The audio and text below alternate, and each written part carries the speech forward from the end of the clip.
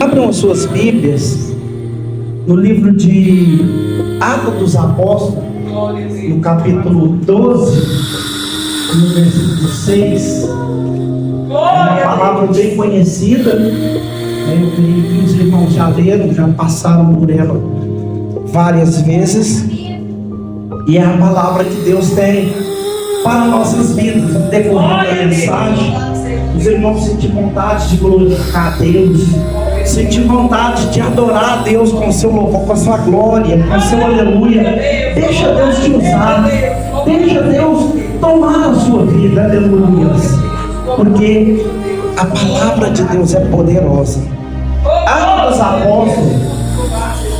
Atos dos Apóstolos, capítulo 12, e no versículo 6, a partir do verso 6, diz assim: e quando Herodes estava para trazê-lo, nessa mesma noite, Pedro estava dormindo entre dois soldados presos com duas correntes, e os guardas diante da porta guardavam as prisões. E eis que um anjo do Senhor, ele veio sobre ele, e resplandeceu uma luz na prisão, e tocando a Pedro do lado, despertou, dizendo: levanta-te depressa. E caíram-lhes das mãos as correntes, e disse-lhe o anjo: cinge-te, ata-te a sandália. E assim ele fez. E ele disse: lança a tua veste sobre ti e segue-me. Lança a tua veste sobre ti e segue-me. Lança a tua veste sobre ti e segue-me. Repita comigo: lança-te a sua veste sobre ti e segue-me. De novo. Lança-te a veste sobre ti e segue-me. Feche os seus olhos, levanta o seu exemplar para o céu. Querido Deus, aqui está a sua palavra, meu Pai. Nós não temos pretensão de persuasão nessa palavra, porque a tua palavra ela é divinamente inspirada pelo Senhor. Meu Deus, que o Senhor venha falar com a tua igreja. O Senhor conhece a necessidade do teu povo. Fala conosco em nome do Pai, do Filho e do Espírito Santo. Amém. E graças a Deus. Glorifique com palmas bem forte. Aleluia. Aleluia. Louvado seja Deus. Glórias a Deus. Irmãos, nós acabamos de ver o espetáculo de Deus na terra através desta palavra. Nós sabemos, meus irmãos, que a todo tempo o inimigo sempre quis aprisionar o povo de Deus. O povo de Deus já passou por 4 cativeiros. O primeiro cativeiro foi o cativeiro egípcio, sobre o domínio de Faraó, ou seja, sobre Ramsés. O segundo cativeiro de Israel foi o cativeiro na Babilônia, sobre o cativeiro de Nabucodonosor, que foi recapitulado através do seu general Nabuzaradã.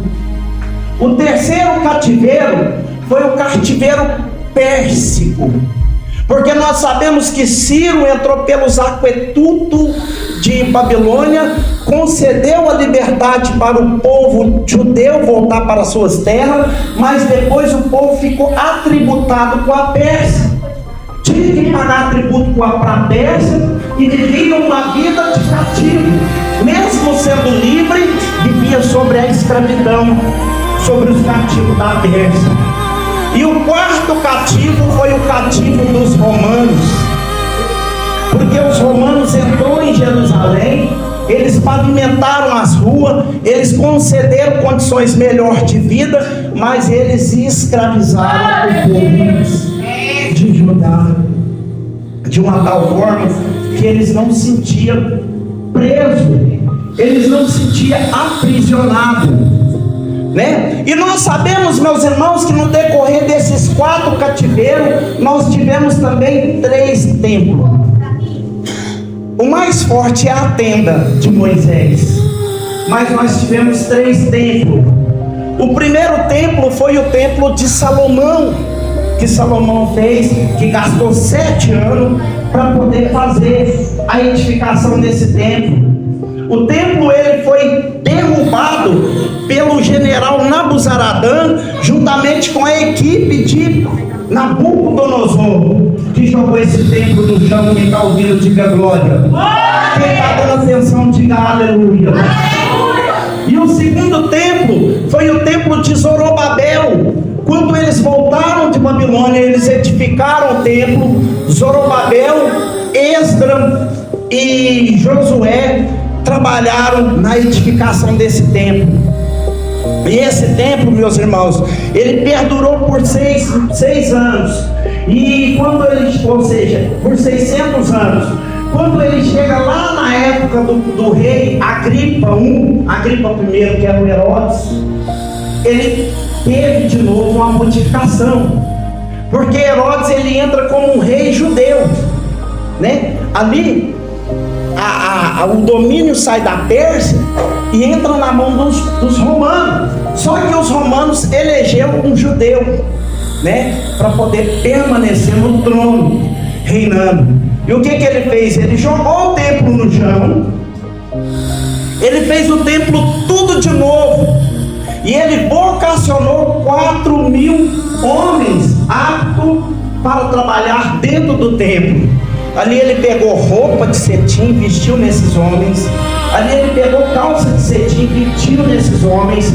Ali ele pegou os homens mais velhos de Jerusalém, colocou a dispor da sociedade, né? E o templo então agora, ele passou a ter uma frequência maior, porque ele tinha a visitação de mais pessoas, e ele tinha também mais pessoas aptas para poder atender esse pessoal que vinha chegando. Só que o que acontece? Pelo que nós vemos lá no livro de Esdras, o templo que Esdras fez não era desse jeito. Quem podia entrar no templo era só o sacerdote, ele entrava até no santo.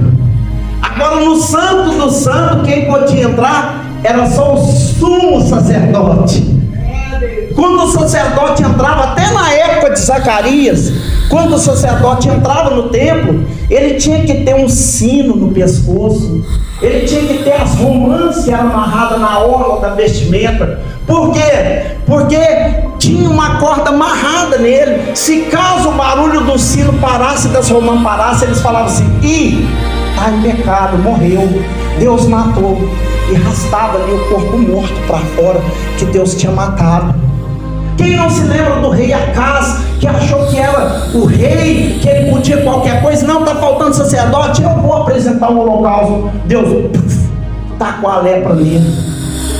Agora o templo estava de porta aberta, homens profanos trabalhando dentro do templo e pessoas despreparadas entrando também para dentro do templo. Ué, mas cadê o Deus que fazia todas essas proezas? A Bíblia diz lá no livro de Ezequiel, no capítulo 11, que Deus saiu pela porta oriental deste templo e pairou sobre o Monte das Oliveiras. Quando essa nação de Israel foi para a Babilônia, eles ficaram lá por cerca de 70 anos. E depois que venceu os 70 anos, que eles voltaram, eles trouxeram todos os utensílios da casa de Deus, mas a arca não voltou. E a presença de Deus morava na arca da aliança. A arca não voltou. Aí o que o Josué falou? Falou para os levitas: entra no Jordão, tira uma pedra e coloca no alpendre. O alpendre era onde ficava a arca. Ela ficava atrás do véu, no santo do santo. E colocaram uma pedra em cima do alpendre e colocaram o véu, né? E eles faziam suas ministrações. E aí Joel fala assim: agora, ministro do meu Deus, gemei e chorai porque a presença de Deus se foi, e no lugar da presença de Deus ficou uma pedra. A pedra estava ali representando a dureza dos corações dos judeus. Então o homem podia entrar, ele podia sair, ele podia fazer o que ele quisesse dentro do templo. A presença de Deus não estava mais lá. Só que na hora que chega, meus irmãos, no livro de Mateus, no capítulo 27 e no versículo 51, a Bíblia diz que quando Jesus morreu, o véu rasgou de cima a baixo. Não foi para mostrar que a pedra estava lá, mas foi para a presença de Deus entoar na terra.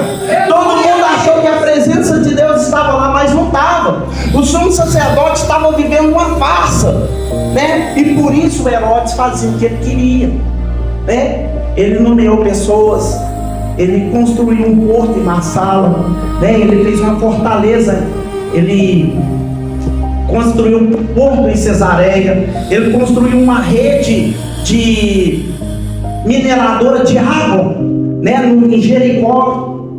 E ele pegou e jogou o templo no chão e fez o templo tudo de novo. Ele colocou muitos ouro no templo. E João Batista, ele nasceu logo nesse percurso, em 46 depois de Cristo, quando Herodes começou a exercer o seu ministério. E João Batista, ele foi expulso para o deserto juntamente com os essênios, porque eles não podiam pregar a palavra de Deus com eloquência, o jeito que a palavra deveria ser pregada. E eles foram expulsos por causa da eloquência da palavra de Deus. E Herodes então começou a dominar. Aquele que falava a verdade era morto, né? Quem não se lembra de João Batista? João Batista entrou na festa dele e falou assim: olha, você está tendo um caso com a mulher do seu irmão. Você está ficando com a mulher do seu irmão. Isso é pecado. Sabe o que ele fez? Ele fez uma festa. A Herodita foi lá e pediu a cabeça de João Batista numa bandeja. E por causa daquilo, Filipe se retirou de Jerusalém. Foi aí que foi criado Cesareia de Filipos, de maneira que os gentios não se davam com os judeus, né? Os gentios, eles viviam na Cesareia de Filipos e os judeus viviam em Jerusalém, né? Então o que aconteceu? Herodes, ele fazia isso. Ele implantou o seu rito do culto, ele implantou as suas maneiras do culto, ele implantou as maneiras de chegar no culto. As pessoas que andavam pregando essa palavra que era expulsa. E o que aconteceu? Ele começou a observar se tinha alguém pregando essa palavra dentro de Jerusalém. E ele começou a perseguir. E ele encontrou um homem chamado Filipe, né, que estava pregando a palavra. E ele viu que na companhia desse Filipe tinha um outro que chamava Tiago. E esse Tiago, ele foi pego por Herodes. Herodes falou: do jeito que nós fez com João Batista, nós vamos fazer com ele. Eles não vão pregar essa palavra. Foi lá e cortou a cabeça de Tiago. O povo de Deus começou a ficar um pouco recuado, porque eles viam que o avanço do evangelho acarretava perigo. Diga glória a Deus, aleluia. Eles viram que estava a qualquer momento prestes a ser pego e também ser decapitado por causa do amor de Jesus Cristo. E eles começaram a se esconder, eles começaram a se recuar, porque no ano 70 o imperador Tito entrou na cidade e derrubou o templo. O templo que Herodes fez, o imperador Tito jogou no chão. Jesus tinha falado que não ia ficar pedra sobre pedra. O imperador Tito quebrou todas as pedras do templo. E a palavra de Deus fala: ai das grávidas, porque o imperador Tito, juntamente com a sua equipe, matou mais de 2 milhões de judeus. Arrancou as crianças da barriga das mulheres grávidas e colocou na mão do deus Moloque. O deus Moloque era tipo um deus fundido, que era tipo um forno. As mãos dele ficavam ardendo em brasa, e a pessoa vinha e colocava a criança aqui, ó. Foi uma criação de Manassés, E aí a criança ia gritando ali, ó, na maneira que ele rodava assim, ó, ele soltava a criança dentro do fogo. Foi mais de 2.000 bebês colocados na mão desse molote.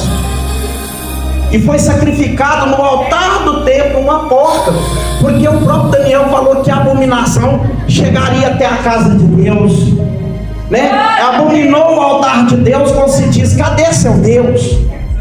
Porque o intuito do inimigo é nos colocar contra o nosso Deus. O intuito do inimigo é falar: olha, você vai na igreja todo dia, por que você anda de a pé? Você vai na igreja todo dia, por que você não come uma carne melhor? Por que você não tem uma condição melhor? Por que você não mora numa casa melhor? Só que eu tenho um recado para mandar para o inimigo nessa noite: os nossos olhos não estão postos na terra, porque a cidade que o nosso Deus vai preparar, o ouro que muitos estão lutando por ele aqui, lá nós vai pisar, igreja. Deus preparou uma rua de ouro e de cristal para nós pisar. Aquele que tem que lutar para pagar água, lá não vai precisar preocupar com poupança, porque a água sai debaixo do altar de Deus. Aquele que está endividado com a semig, lá em cima, meus irmãos, a luz vai ser a luz do resplendor da glória de Deus. Por isso que o nosso Deus é santo e ele requer de nós essa tal santidade. Abaixando a calabaia, pico da alabaçou e cantarás. E aí o Herodes viu que tinha um outro homem influente. Esse influente agora era o regente. Ele era o pastor da igreja, ele era o presbítero da igreja. E ele falou: se nós matar o pastor, o rebanho vai se dispersar. E por quê? Porque o que Pedro estava fazendo estava causando preocupação, não só em Herodes, mas em toda a corte do Sinédrio. O Sinédrio era composto de 72 componentes. Todos eles estavam observando o caminhar de Pedro. Eles viram quando Pedro entrou no Sinédrio. Eles viram quando Pedro chorou a noite inteira. Eles viram quando Pedro saiu com 120 homens, que 120 homens na companhia de Pedro alvoraçou a cidade da Ásia Menor e pregou nos 4 cantos daquela época. Eles viram no livro de Atos dos Apóstolos, no capítulo 5 e no verso 15, que Pedro ia passando, a sombra de Pedro curava os paralíticos, a sombra de Pedro libertava os enfermos. Eles viram que uma pregação que Pedro fez no livro de Atos dos Apóstolos, capítulo 2, no verso 46, causou uma conversão de 3.000 almas para Cristo Jesus. Ele viu que Pedro, no capítulo 6 de Atos dos Apóstolos, ganhou mais de 7.000 almas para Cristo Jesus. Eles viram que no capítulo 9 de Atos dos Apóstolos não cabia mais os cristãos da igreja, porque a Ásia menor, a Ásia maior, Cesareia de Filipe, Antioquia, as igrejas não cabia pessoas que eram ganhadas por 120 homens. E é isso que Deus está querendo novamente no nosso meio. Deus está querendo pessoas que não tenham medo da morte, mas que saiam para pregar, seja dia, seja noite. A palavra diz: pregue em tempo e pregue fora de tempo. E a Bíblia diz que Deus, aprovando as obras de Pedro, Satanás colocou nele o olho. O Satanás usou Herodes e falou assim: vamos prender esse Pedro. Colocaram Pedro na prisão. Mas a palavra de Deus também fala, meus irmãos, que do outro lado tinha uma igreja eloquente de joelho, buscando incansavelmente pela vida de Pedro em oração. A palavra nos disse que eles desceram na oração, aguardando a resposta acerca da vida de Pedro. Meus irmãos, eu quero te dizer que a oração, ela não é solidificada. A oração, ela tem 2 patíbulos. A oração, ela vem acompanhada da ação. O Senhor disse orar, mas você também tem que agir, porque não adianta orar e não ter ação. Aleluia. Ali a igreja estava em oração. Nós vemos que a oração é a chave, meus irmãos. A Bíblia diz no livro de Tiago, capítulo 5, no verso 16, que a oração do justo pode muito em seus efeitos. A igreja estava em oração, e por causa dessa oração aconteceu algo sobrenatural. A Bíblia diz que Herodes já estava aguardando passo a passo né? Porque na época de Páscoa ninguém morria. Era uma festa sagrada que vinha gente de todo lado. Mas assim que passar a Páscoa, nós vamos fazer com ele igual nós fez com o Tiago. Nós vamos matar ele. Mas a Bíblia diz que Pedro estava dormindo. Pedro estava dormindo. Alguns estudiosos chegam a dizer, a King James fala que esse dormir de Pedro era de confiança. Só que a outra editora, João Ferreira de Almeida, né, que é a editora, que é a Thompson e também que é a Pentecostal de Estudo, fala que esse dormir de Pedro era um dormir espiritual. Porque tem pessoas que dormem porque confiam, mas tem outras que nós vamos ficar com um dormir espiritual. Tem muitas pessoas que ficam de pé, porque a palavra que o anjo deu para Pedro, ela falou assim, ó, põe-te de pé. E Pedro colocou-te de pé, porque Deus quer falar com quem está de pé.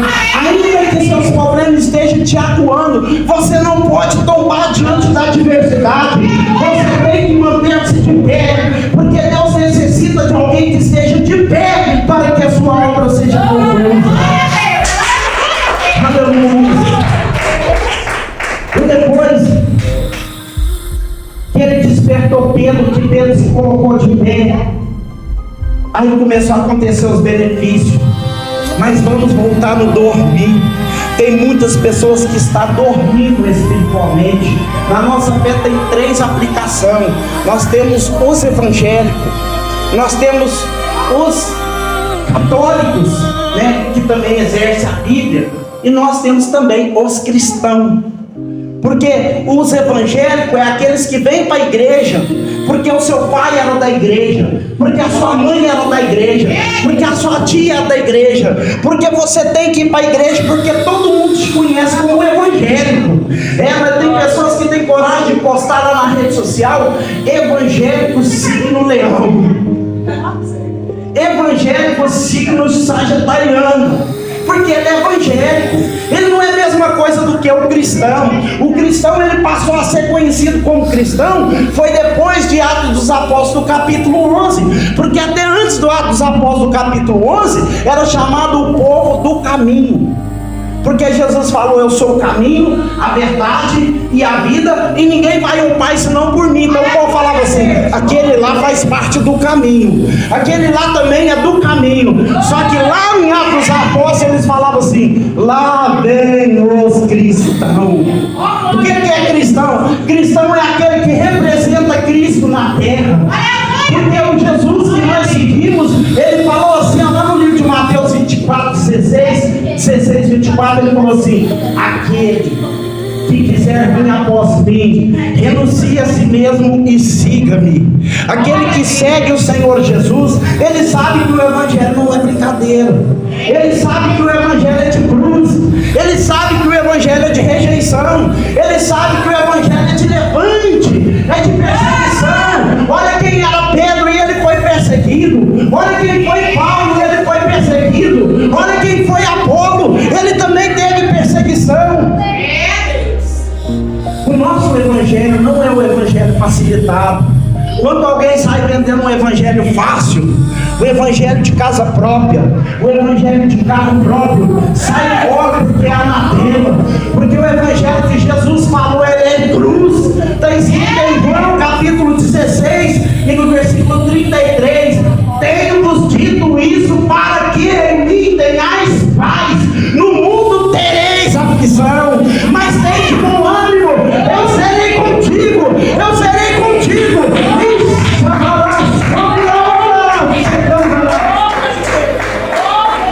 E para provar isso que o Senhor falou: eu serei contigo, ele falou: Pedro não morre hoje, vai lá.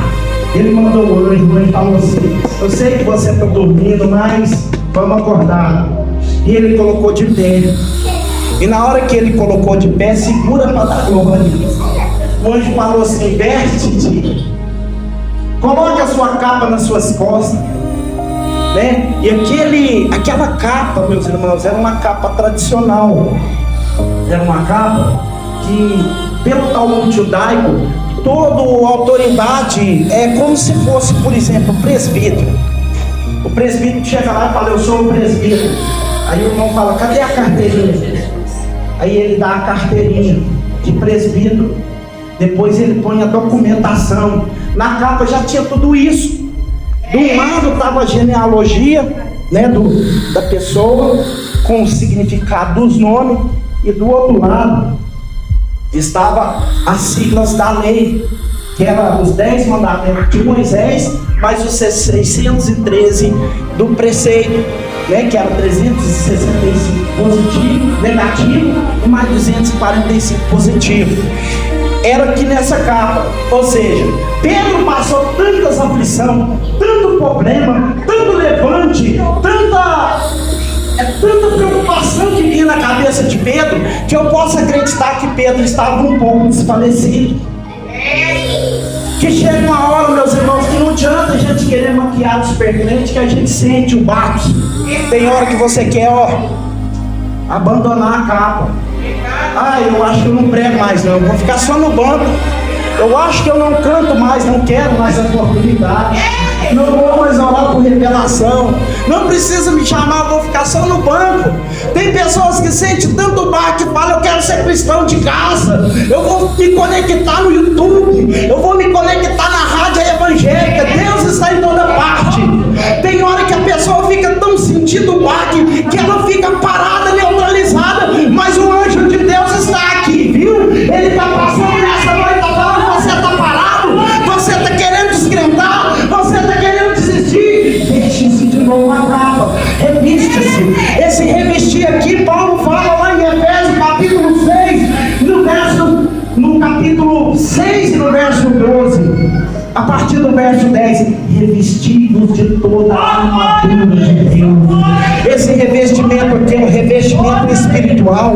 Elias conseguiu vencer 400 e 900 profetas, 450 de Baal, mais 400 de Azera, porque ele estava revestido de poder. Moisés conseguiu entrar no Egito, onde existia vários deuses, tirar o povo do Egito através do mar vermelho, porque ele estava revestido de poder. Josué conseguiu levar esse povo e entronizar ele dentro da terra de Canaã, porque ele estava revestido de poder. Jesus Cristo conseguiu sair da tumba, porque ele estava revestido de poder. Se você revestir de poder, você vai ver que ninguém poderá te parar, nada poderá te pegar, ninguém poderá impedir o seu avanço. Aleluia! Ninguém poderá te parar. Aleluias. Aleluias. Dentro desse contexto de Pedro, havia que fala 4 soldados, só que cada um deles tinha 4. Um era o capitão, mais 3 soldados. Ou seja, a Bíblia Pentecostal de Estudo fala que eram 16 soldados vigiando Pedro, vigiando. E na hora que o anjo entra na cadeia, que ele gera aquele reflexo, aquele resplendor de luz, eles não viram, porque quem está caído não vê o resplendor da glória de Deus. Está na Bíblia, tá? 2 Coríntios 4:4, os deuses dessa terra cegam o entendimento do incrédulo, para que ele não veja o resplendor da glória de Deus e nem o evangelho do Senhor Jesus. Não é porque o anjo de Deus ele chegou para você que você pode ir abraçando de todo o coração. Você tem que primeiro pensar se esse anjo é realmente do Senhor, né? Porque tem muita transfiguração. No passado os anjos se teofanavam, eles se transformavam em homem, comiam com as pessoas no prato, entrava dentro da casa das pessoas e era um anjo. Olha no caso de Gideão. Gideão estava debaixo do Calvário, o anjo falou assim: varão valoroso, o Senhor é contigo, vai nessa tua força e salva Israel da mão dos medianitas. Aí ele olhou assim e falou assim: se o Senhor fosse conosco, o Senhor não tinha entregue ao nosso povo 7 anos direto na mão dos medianitas. Não vai achando que eu vou acreditar que o Senhor é Deus, não, porque você vai ter que responder o questionário que eu vou te fazer. Eu vou ali buscar um novelo, ó. Nesse novelo aqui, ó, se cai um pingo d'água, você não é Deus. Eu quero que chove só em volta dele. E ele foi dormir. No outro dia, na hora que ele chegou, tinha molhado tudo em volta assim, mas só que no novelo não tinha caído nada. Aí o anjo olha para ele e faz assim. Ele, não, agora eu quero que molhe o novelo. Em volta eu quero que fique seco. Aí ele falou assim, foi lá, molhou o novelo, em volta ficou seco. Aí na hora que ele viu que era Deus mesmo que estava falando com ele, aí ele foi lá e falou assim, peraí, vou buscar comida. Só que anjo não come. Anjo não quer saber de comida. Comida é aqui na terra, né? Na hora que ele pôs ali, ó, aquela oferta, o bolo asno com o cordeiro, o anjo fez só assim, ó, bateu o cajado assim, o fogo pegou e ele foi embora. Porque nós temos que provar se é mesmo o anjo do Senhor. Porque o anjo, tem diabo que transfigura em anjo, quem sabia? É bíblico, irmão. Está escrito lá em 2 Coríntios capítulo 11 e no versículo 14. Porque Satanás transfigura em anjo de luz para confundir os escolhidos. A Bíblia fala lá no livro de Apocalipse 13, até fogo ele faz descer do céu na presença dos homens. O diabo, ele é estratégico. Ele pode entrar aqui dentro da igreja, fazer um sinal aqui, uma maravilha aqui, e arrastar todo mundo aqui, ó. Ele abre um ministério aqui na esquina aqui, vai todo mundo aqui congregar com ele, e a igreja fica vazia. Jesus volta, só um que estiver aqui no altar sobe, e os que estão lá junto com ele fica. Porque o intuito do diabo é fazer as pessoas acreditar em fábula, em mentira, em ficções. Se outro evangelho além desse for pregado, desacredite, ele é anatema. Se ele abriu um ministério para ele, por que ele dividiu? Da onde que ele estava? Por que ele saiu dali? Qual foi a consequência dele ser expulso ou dele sair dali? Então, meus irmãos, o Pedro aqui, ele falou assim, ele acordou, ele se colocou de pé, ele vestiu a capa, aí ele falou assim, agora calça a sandália. Porque lá no Monte Horebe, Deus falou com Moisés, tira a sandália dos seus pés. Uai, mas espera aqui, Deus mandou tirar e o anjo manda colocar? Deus manda tirar e o anjo manda colocar? Só que a Bíblia ela é escrita em 3 linguagens: alegórica, literal e figurativa. Lá no livro de Êxodo capítulo 2, Moisés estava diante de Deus, mas quem que era Moisés? Moisés era o príncipe do Egito. Naquela época de Moisés, um escravo não andava calçado, era todo mundo descalço. Era todo mundo descalço, quem andava calçado era só príncipe. E Moisés era o príncipe do Egito. E no solado da sandália de Moisés tinha a imagem do Deus Ra. Porque aonde que ele pisava, quando ele passava assim, que ele tirava o pé, a imagem do Deus Ra ficava na terra. A imagem do Deus Ra ficava na terra. Só que Deus falou assim, aqui não, Moisés, aqui você tem que despir, você tem que se tirar tudo aquilo que você sabe, todo o seu conhecimento, toda a sua soberania, tudo aquilo que você adquiriu aqui, ó, cai por terra. Joga isso fora. Se você quer realmente andar comigo, tira a sandália dos seus pés, porque aqui tem santidade, aqui é santo. O que você aprendeu lá não serve. Eu vou te ensinar um novo estatuto, né? E Moisés já tirou aquela sandália, e de Moisés essa fé vem andando até chegar em Pedro. Só que Pedro ele não estava entendendo. Mas se Deus mandou Moisés tirar, eu também tiro. Porque eu preciso de Deus, é aqui dentro. Eu preciso que a presença dele manifeste aqui dentro. Só que Deus falou assim, Pedro, eu não mandei você tirar. Calça de volta. Calça o sapato do Evangelho da Santa Paz de volta. Calça de novo, que eu vou te mostrar algo profundo. E Pedro calçou, meus irmãos. Pedro calçou novamente o sapato da santidade, o sapato do Evangelho. E o anjo falou assim, agora você está pronto, venha. deixa eu te mostrar coisas novas. Né? E Pedro saiu dali, passou no meio de 16 soldados, e quando menos esperavam, lá está Pedro do outro lado pregando o evangelho, anunciando as boas novas. O que o Senhor quer falar conosco? Que o mesmo desígnio, a mesma missão que foi confiabilizada em Pedro, foi confiabilizada para mim e também para vocês.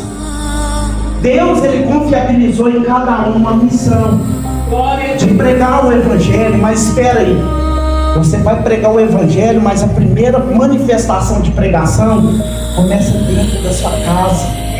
Por isso que Pedro carregava a capa, que dentro dela tinha a genealogia. Porque o Pedro era um homem de família, ele era um homem que respeitava a genealogia, que guardava a genealogia do lado esquerdo, que era o lado do coração. Ele guardava o nome do Senhor juntamente aqui, ó, em cima da genealogia, e do lado de cá os preceitos do Talmud judaico. Né? A gente temos que, em primeiro lugar, guardar a nossa casa, respaldar o nosso lar, pedir pela nossa família, pedir para os nossos filhos, buscar para a nossa casa, para o nosso casamento, né? Colocar paz dentro do nosso lar. Deus, eu sou contigo, o Senhor é comigo. Então muda essa história aqui, transforma isso aqui, trabalha nisso aqui, ensina como devemos andar aqui e fazer aqui, né? Porque na hora que você sai de casa aprovado, na hora que você sai, né? Eu estava ouvindo o irmão pregar falando na sede que teve um velório e a mulher não parava de chorar, ela ficava o tempo todo chorando, falando, ai, minha mãe chorando. Aí o outro pastor virou para ele e falou assim: aquela lá que está chorando deve que foi a pior filha. Ela está chorando não é de amor, ela está chorando de remorso. Porque quando a mãe estava viva, ela só ficava na balada, ela só ficava fazendo aquilo que desagradava o coração da mãe, ela só fazia a mãe chorar, ela só fazia a mãe sofrer. Aí a mãe morreu, ela estava lá no batidão, no baile funk, e ela veio cheia de peso. Ai meu Deus, porque eu não morri. Aí vem querendo pedir desculpa, aí vem querendo chorar, a mostrar a gratidão, mas não adianta. E tinha uma outra lá que estava caladinha assim, só olhando assim, observando o velório. Aí o pastor virou pro obreiro e falou assim: aquela ali deve ser a melhor filha. Sabe por quê que eu sei? Porque ela está de consciência tranquila. Ela sabe que quando ela estava aqui, ela obedeceu, ela andou debaixo da ordenância, ela guardou os estatutos, ela guardou os mandamentos. A primeira coisa que está escrito lá na Bíblia é guardar os estatutos da paternidade de pai e mãe, que fala assim: olha, honra o seu pai e a sua mãe para que prolongue os seus dias na terra, né? Então tem pessoas, meus irmãos, que sentem remorso, que sentem tristeza, mas não conseguem se alistar no mandamento que Deus mandou. Tem pessoas que conseguem fazer aquilo que ninguém faz. Ele trabalha, ele põe isso dentro de casa, ele trabalha de domingo, ele comprou carro, ele comprou casa, mas ele não conseguiu ainda fazer aquilo que Deus quer que ele faça. Então, Pedro aqui estava mostrando, na genealogia, cada nome tinha um significado. Dentro desse significado dos nomes, tinha o significado do Talmud judaico e também da lei mosaica. Por exemplo, quando o povo de Israel saiu com uma batalha em Esrote, né, que teve aquela batalha contra os filisteus, que morreu Ofni e Finéia, que a notícia foi anunciada lá dentro da cidade de Asdod, que a mulher de Ofni morreu, o menino nasceu, eles colocaram o nome do menino de Icabote. Lá se foi a glória de Israel. Quando houve uma fome em Belém, que Elimelec desceu com Noemi para a terra de Moabe, ali aconteceu um desastre, porque ele tinha 2 filhos, um chamava Malom e o outro chamava Quilion, né? Elimelec ele morreu, na sequência morreu Malom e morreu Quilion. O que significa Malom? Malom significa derrota, porque ele estava passando fome em Moabe. E Quilion significa doença. Então, os nomes eram colocados segundo o que o povo estava vivenciando. E Pedro significa rocha. Pedro significa rocha. E Jesus falou assim: Pedro, tu és a rocha. E nessa rocha eu vou construir a igreja. A igreja vai começar de você. Eu vou construir nessa rocha a igreja. E contra a igreja, as portas do inferno não prevalecerão. Contra essa igreja, as portas do inferno não vai prevalecer. Então, tudo que Pedro passou, nós estamos prestes a passar. Quer ser perseguido, quer ser caluniado, mas tudo que Pedro fez, nós temos que fazer também. Quer guardar os mandamentos, né? Quer seguir a voz de Deus, né? Pedro, ele era um homem tão convicto assim, que estava no caminho certo, que um certo dia, no capítulo 10 de Atos, desceu um lençol amarrado com as 4 pontas, 4 animal, né, de unha fendida. Ele falou assim: não. A voz falou assim: mata e come. Ele: não como nada impuro, não como nada impuro. Aí o Senhor falava com ele assim: como que você faz impuro aquilo que eu já santifiquei? Ele tinha um relacionamento com Deus assim, ó, que era tão profundo, meus irmãos, que de maneira que os tradicionalistas das escrituras comentaristas, tanto da Thomas quanto da King James, também da Pentecostal de Estudo, fala que na morte de Pedro, que Pedro morreu em Roma.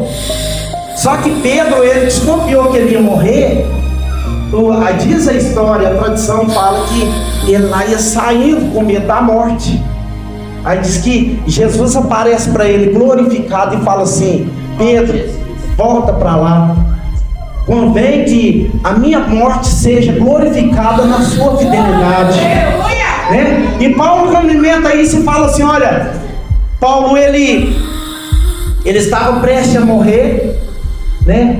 A Bíblia fala que ele vai para Cesareia de Filipe. Até falei que ontem, irmão Paulo, ele vai para Cesareia de Filipe. Chega na Cesareia de Filipe, o que aconteceu? Ele vai para a casa de Filipe. E quando ele chega na casa de Filipe, ele tira o cinto dele e coloca atrás da porta o cinto e entra para dentro. O que atraiu Paulo para lá? Que Paulo tinha 4 filhas. As 4 filhas eram virgens. E as 4 filhas eram profetisas. E aquela história repercutiu. O exemplo de Filipe repercutiu os 4 cantos da Cesareia. O que aconteceu? Paulo falou: eu tenho que conhecer esse homem. Esse deve ser uma grande alma.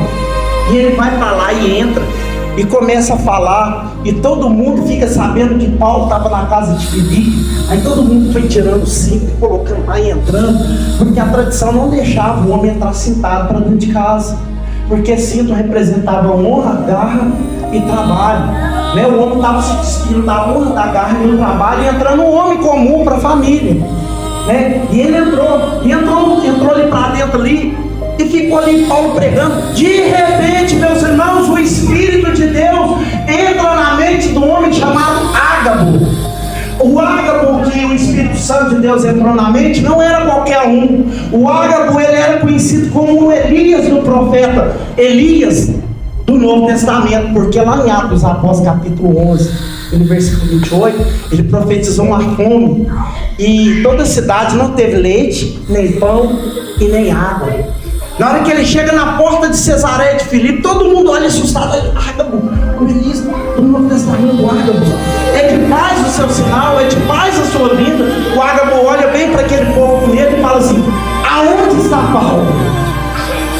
Aí os discípulos levam ele até a casa de Paulo. O ágapo chega lá, meus irmãos, eu acho impressionante. Ele olha lá no cinteiro assim, ele já vai lá no cinteiro assim, já pega um cinto assim e já começa a amarrar as mãos e os pés e fala assim: o dono desse cinto, se for para Jerusalém, vai ser entregue na mão dos gentios. Os gentios levarão ele para os judeus e os judeus vão entregar ele para os romanos, e ele vai ser morto, preso igual eu estou aqui, e morto. As 4 profetisas levantam e falam assim: Paulo não, Paulo não. Todo mundo que estava olhando para Paulo, para a pregação de Paulo, faz só assim, porque enquanto você está dando o seu melhor aqui no altar, está todo mundo, glória a Deus, aleluia, só o Senhor é Deus. Mas deixa um entrar armado aqui e falar: vou te matar para ver quem fica do seu lado. Fala: não, se for matar ele, mata eu também. Quem tem coragem? Ninguém. Aí todo mundo já recuou, já falou assim: não, que isso, ele vai morrer. Só que ele foi e desceu até o porto de Cesareia, e desceu todo mundo com ele, chorou, despediu dele, e ele vai e chega na praia de Creta. Na hora que ele chega na praia de Creta, o Espírito de Deus parece que gosta de afrontar. O Espírito de Deus entrou na mente do outro profeta e falou assim: Paulo, se você for para Jerusalém, você vai morrer. E ele pegou e continuou a viagem. Ele continua a viagem, e ele entrega-se a um homem chamado Augusto César. E como ele era romano da parte de pai e judeu da parte de mãe, ele tinha direito de ser julgado a Roma. E ser julgado a Roma tinha ausentado alguns tipos de julgamento, como foi de Jesus, que foi morte de crucifixão. Ele não podia porque ele era romano. E se um romano derramasse, se um judeu derramasse sangue dentro da cidade de Jerusalém, haveria uma guerra mundial. E ele foi entregue a César Augusto. César Augusto vai e leva ele até o porto. E no porto ele se viajar para ser despejado em Roma.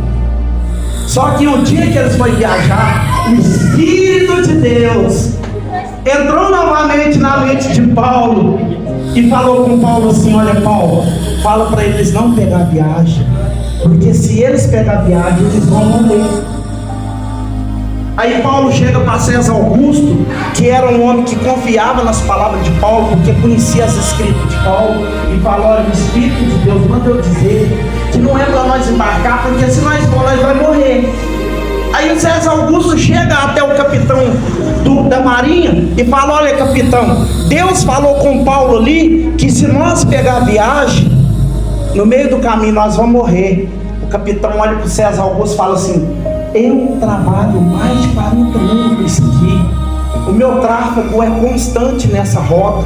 Eu conheço palmo a palmo desse mar. Eu conheço palmo a palmo desse barco. Eu conheço cada parafuso desse barco. Eu já dei revisão no barco. Agora você vai deixar de confiar na palavra de um capitão da marinha para confiar num profeta? Nós vamos embarcar sim. E eles embarcam. Só que no meio do caminho aconteceu algo inesperado. Veio sobre eles um vento chamado Euraquilão. Euraquilão significa vento que bate dos dois lados. E esse Euraquilão veio e bateu no barco. E o barco começou a afundar. Ele começou a encher de água. De repente, meus irmãos, o capitão chega para o tenente e fala: tenente, eu perdi a direção do barco. Eu acho que nós vamos morrer. O tenente vai verificar as cordas. Ele vira para os marinheiros e fala: marinheiros, eu acho que nós vamos morrer, porque as cordas estão todas arrebentadas. E os marinheiros, já confiando na palavra dos tenentes, chega para os presidiários e fala: presidiários, se preparem, porque nós vamos morrer. E os presidiários olham assim e vê Paulo de joelho, e ele chega para Paulo e fala: Paulo, se prepara, porque nós vamos morrer. O Espírito de Deus toma Paulo, e Paulo levanta e fala com 75 tripulantes que estavam ali no barco: aqui ninguém morre, aqui ninguém vai morrer, porque o Senhor manda eu dizer que ninguém vai morrer. Só que ninguém estava acreditando. Uns já passou a mão no bote, outros já estavam preparando para pular. Deus vem para Paulo e fala: quem pular, eu não dou garantia de vida. Sabe o que é que Deus está mandando eu dizer para a igreja? Se você quiser pular do barco, pode pular, mas muita gente vai pular também. Quando eles veem você pular, não, a igreja não presta, que eu estou na igreja um tanto tempo e falando, eles também não vão querer vir, eles não vão querer acreditar nesse Deus. Nem Paulo olha para um lado e olha para o outro e fala assim: Paulo, quem pular não vai viver, porque eles estão entregues nas suas mãos. Quer pular? Pula. Quer sair? Sai. Mas você não, porque tem muita gente que se espera em você. A sua família está debaixo da sua oração. O seu filho dedica. Às vezes ele não vem, mas ele vê quando você ora. Ele vê quando você jejua. Se você pular do barco, a sua família pula junto. Se você sair da casa de Deus, aqueles que ouviram a sua oração, aqueles que te ligam de madrugada, eles vão começar a pular do barco também. Então, meus irmãos, a ordem é: levanta, revista-te, calça-te, põe-te de pé e vamos prosseguir a jornada. Tá difícil, tá? Mas o anjo mandou calçar a sandália. Tá difícil, tá? Mas ele mandou se revestir de poder de oração. Tá difícil, tá? Mas você não tá sozinho. Tem uma mão amiga que te conduz nessa jornada. Tem anjos de Deus que diz Salmo 34:7 que o anjo do Senhor acampa ao seu redor. Não vamos pular, nós vamos até o fim. Dá o que der, nós vamos até o fim. Quem vai até o fim, bate palmas e dê glória a Deus. Bate mais palmas, mais forte. Aleluia. Tem só dois na igreja, não tem problema, eu não vou pular. Todo mundo da igreja pulou, ninguém está indo lá mais. Não tem problema, eu vou ficar lá. Eu não vou pular, eu vou permanecer. Porque o compromisso de Deus é com quem está no barco. O barco que Jesus preparou, ele é o capitão. E quando Jesus estiver na nossa retaguarda, esse barco não vai afundar. E aquilo que eu não falei, meus irmãos, que o Espírito de Deus permanece.